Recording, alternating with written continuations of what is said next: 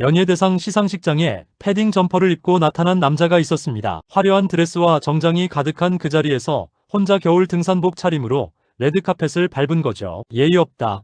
아무리 그래도 공인인데 욕이 쏟아졌습니다. 그런데 그 남자 불과 몇 년 뒤 그 시상식 무대에서 대상 트로피를 들고 서게 됩니다. 고시원 컵라면 먹던 사람이, 패딩 입고 논란됐던 사람이, 비연예인 최초 MBC 방송연예대상 대상, 그리고 연봉 46억 건물주가 되기까지 오늘은 기안 84의 이야기를 해보려고 합니다. 좋아요, 구독 눌러주세요. 영상 끝까지 보시고 남겨주시는 댓글은 제작에 큰 힘이 됩니다. 그럼 시작합니다. 2016년 12월 KBS 연예대상 시상식장이었습니다. 드레스와 정장이 가득한 레드카펫에 한 남자가 파란 패딩 점퍼 차림으로 걸어 들어왔습니다. 웹툰 작가 기안 84였거든요. 예의 없다. 공인이면 기본은 지켜야 하지 않냐. 온라인이 들끓었습니다. 그런데 훗날 기안 84는 그 이유를 이렇게 밝혔습니다. 방송계에 처음 나온 때라 내가 뭐라고 이런 대단한 곳에서 정장까지 입고 나오냐.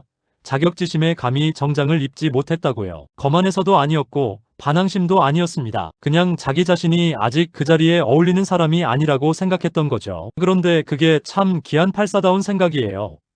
화려한 자리에서 자기를 부풀리는 대신 오히려 한없이 작게 느꼈던 겁니다. 그렇다면 이런 생각을 가진 기안 84라는 사람, 대체 어떤 사람이었을까요? 기안 84는 1984년 10월 22일 경기도 여주에서 태어났습니다. 필명인 기안은 나중에 본격적으로 만화를 그리기 시작할 무렵 살았던 경기도 화성시 기안동에서 따온 것이고 84는 태어난 해를 붙인 겁니다. 동네 이름이랑 태어난 해로 만든 이름인데 어떻게 보면 참 자기 삶에 솔직한 사람이라는 게 이름에서부터 보이는 것 같습니다. 어린 시절 그는 공부와는 거리가 멀었습니다. 나중에 본인이 직접 밝힌 얘기인데 어릴 때부터 너무 산만해서 ADHD 판정을 받았다고 했거든요. 초등학교 때 선생님한테 앉아있지도 못한다는 소리를 달고 살았고 부모님 입장에서는 이 아이를 어떻게 키워야 하나 근심이 이만저만이 아니었겠죠. 그런데 어느 날 어머니가 아들이 혼자 조용히 연필로 손을 그리고 있는 모습을 봤습니다. 그 순간 어머니는 뭔가를 직감했고 그 길로 미술학원에 보내기 시작했거든요. 그게 기안 84의 인생을 바꾼 첫 번째 전환점이었습니다. 그렇게 그림에 손을 대기 시작했지만 학교 성적은 여전히 바닥이었습니다. 수원대학교 조형예술학부 서양화과에 입학하긴 했는데 결국 중퇴를 선택하게 됩니다. 물론 그게 끝이 아니었지만 당시로서는 대학 중퇴라는 게 쉬운 결정이 아니었을 겁니다. 그 이후 경찰청 전투경찰 순경으로 군복무를 마쳤고 제대 이후 그는 본격적으로 만화를 그리겠다고 마음을 먹게 됩니다. 문제는 돈이었습니다. 작가가 되겠다고 나섰지만 수입이 없으니 고시원 생활이 시작됐거든요. 방 하나의 욕실은 공용, 밥은 컵라면으로 버티는 날들이었습니다. 지금의 건물주 기안 84를 알고 있는 사람들한테는 상상이 안 되는 그림이겠지만 그 시절이 없었다면 지금의 그도 없었겠죠. 2008년 DC 인사이드에서 노병과 연재를 시작하며 처음 이름을 알리기 시작했고 이후 야후 코리아 카툰 세상을 통해 본격적인 웹툰 작가의 길로 들어섭니다. 첫 작품이었는데 반응이 크지는 않았어요. 하지만 그는 멈추지 않았고 2011년에 패션왕을 연재하기 시작하면서 분위기가 완전히 달라집니다. 패션왕은 당시 웹툰 시장을 뒤흔든 작품이었습니다. 외모 콤플렉스를 가진 고교생 우기명이 패션을 통해 성장해 나가는 이야기인데 이게 독자들의 마음을 정통으로 건드렸거든요. 비극 감성이랄까요? 억지스럽지 않은 엉뚱함이 오히려 공감을 끌어냈습니다. 특히 흑수저 청춘들의 현실을 날카롭게 건드리면서도 웃음을 잃지 않는 그 균형감이 독특했습니다. 패션왕은 선풍적인 인기를 끌었고 기안 84는 단숨에 이름을 알리게 됩니다. 패션왕의 인기가 절정에 달할 무렵인 2013년 그는 연재를 마감하게 됩니다. 그리고 2014년 6월 패션왕의 주인공 우기명이 군대 다녀온 이후의 이야기를 다룬 복학왕을 새롭게 시작했습니다. 복학왕은 이른바 지잡대라고 불리는 지방대학을 배경으로 학벌 사회의 현실을 적나라하게 담아냈거든요. 초반에는 엄청난 호응을 받았습니다. 수요 웹툰 1위를 달성했고 독자들은 이 작품을 학업 장려 웹툰이라고 부르기도 했을 정도였죠. 그런데 복학왕은 인기만큼이나 논란도 많았습니다. 연재 중간중간 여성이나 특정 집단을 불편하게 묘사하는 장면들이 문제가 됐고 그때마다 항의가 쏟아졌거든요. 2019년에는 청각장애인 비하 논란이 터졌고 2020년에는 더 큰 논란이 일면서 연재 중단을 요구하는 국민청원까지 등장했습니다. 네이버 웹툰 측은 문제가 된 내용을 수정하고 삭제 조치를 내렸고 기안 84 본인도 사과문을 냈습니다.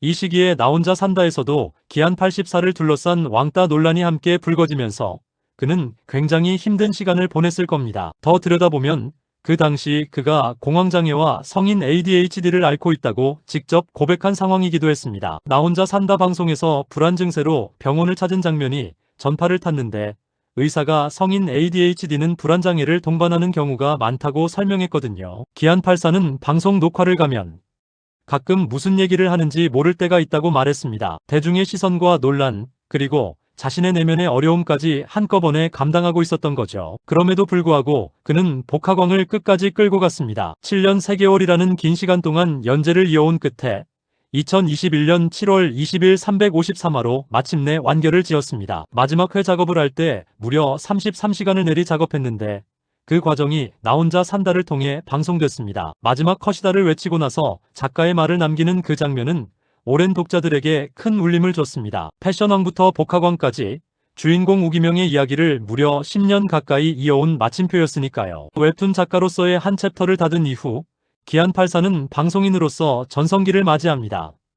2016년부터 나 혼자 산다에 출연하면서 쌓아온 독보적인 캐릭터가 제대로 빛을 발하기 시작한 거죠. 꾸밈이 없고 솔직하며 어딘가 엉뚱한 그의 모습은 50대 60대 시청자들에게도 아들 같은 친근함으로 다가갔습니다. 2021년 MBC 방송 연예대상에서 남자 최우수상을 받더니 2023년에는 태어난 김에 세계 일주라는 여행 예능을 크게 성공시키면서 비연예인 최초로 MBC 방송연예대상 대상을 수상하는 역사를 씁니다. 태어난 김에 세계 일주는 기안 84의 예능 인생에서 특히 중요한 작품입니다. 이시연, 빠니보틀과 함께 남아메리카를 여행하는 내용이었는데 기안 84 특유의 적응력과 엉뚱한 반응이 폭발적인 반응을 이끌어냈습니다. 가방 하나 달랑 메고 가서 어디서든 잘 먹고 잘 잔다는 태도가 오히려 시청자들에게 시원하게 느껴졌거든요. 이 프로그램은 나 혼자 산다와 함께 그가 2023년 대상을 받는데 결정적인 역할을 했습니다. 수상 소감도 화제였습니다. 일찍 돌아가신 아버지를 언급하면서 잘된 거 보셨으면 좋았을 텐데라고 말한 대목에서 많은 시청자들이 눈물을 훔쳤습니다. 화려한 수상의 순간에도 자기 뿌리를 잊지 않는 모습이 오히려 그를 더 좋아하게 만드는 이유가 됐죠. 수입 얘기도 빠질 수 없습니다. 방송 출연료만으로 계산하지 않는다는 게 기안 84의 핵심입니다.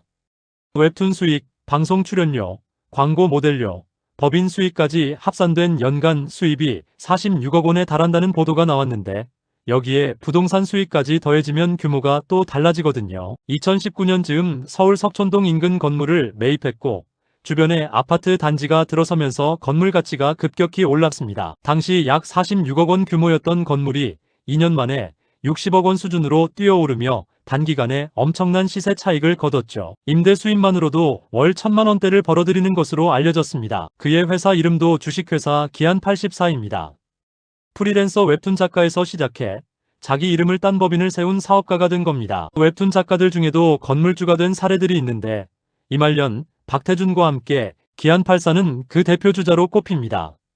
고시원 컵라면에서 건물주까지 그야말로 드라마틱한 이동이죠. 2022년에는 웹툰 작가에서 한 발 더 나아가 팝아트 화가로서의 활동도 본격화했습니다. 첫 개인전 풀소유를 개최했는데 핵심 주제를 욕망이라고 직접 설정했거든요. 현대인이 가장 원하는 것, 평생 대출을 갚아가면서도 손에 넣고 싶어하는 것이 바로 부동산이라고 보고 그걸 그림으로 담아냈습니다. 대표작 별이 빛나는 청담은 반고흐의 별이 빛나는 밤을 패러디해서 한강변 청담 아파트를 현대의 보물처럼 그려낸 작품입니다. 이 작품이 최근 당근마켓에 1억 5천만 원짜리 매물로 등장하면서 또 한 번 화제가 됐죠. 그런데 이 사람의 진짜 모습이 가장 선명하게 드러난 순간이 있었습니다. 2026년 나 혼자 산다 방송에서였거든요. 기안 84가 평생 우상으로 꼽아온 일본 공포만화의 거장 이토 준지 작가를 직접 만나러 간 겁니다. 소용돌이, 토미의 시리즈로 전 세계 만화 팬들에게 전설로 통하는 그 작가 말이죠. 기안 84는 이토 준지의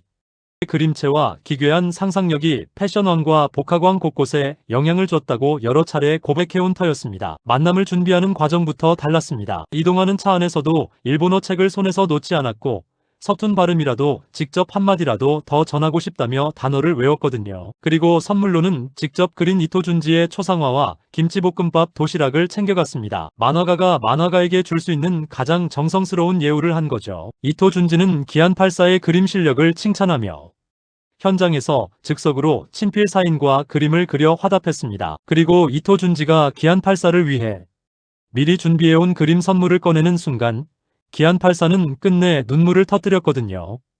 그 장면이 방송을 통해 공개되면서 시청자들 사이에서 큰 화제가 됐습니다. 화려한 트로피도 건물도 아니라 자기가 평생 동경해온 작가한테서 그림 한 장을 받고 무너진 그 모습이 오히려 기안84라는 사람의 본질을 가장 잘 보여줬죠. 그는 AOMG 소속으로도 활동하고 있는데 웹툰 작가가 음악 레이블에 소속된다는 것 자체가 그의 독특한 포지션을 잘 보여줍니다. 어디에도 딱 들어맞지 않는, 그러면서 어디서든 자기 존재감을 확실히 내는 사람이에요. 전현무가 방송에서 대충 살지 않고 열심히 사는 친구, 정말 매일 고민하는 친구라고 표현한 게 꽤 정확한 것 같습니다. 어릴 때 달리는 트럭에 매달려 놀다가 죽을 뻔한 아이였고 학교에서는 산만하다는 말을 달고 살았고 대학은 중퇴했습니다. 고시원에서 컵라면 먹으면서 그림을 그렸고 논란이 터졌을 때는 사과하고 또 버텼고 공황장애와 ADHD를 안고서도 33시간 연속 마감을 완주했습니다. 그 모든 게 쌓여서 지금의 기안84가 된 거거든요.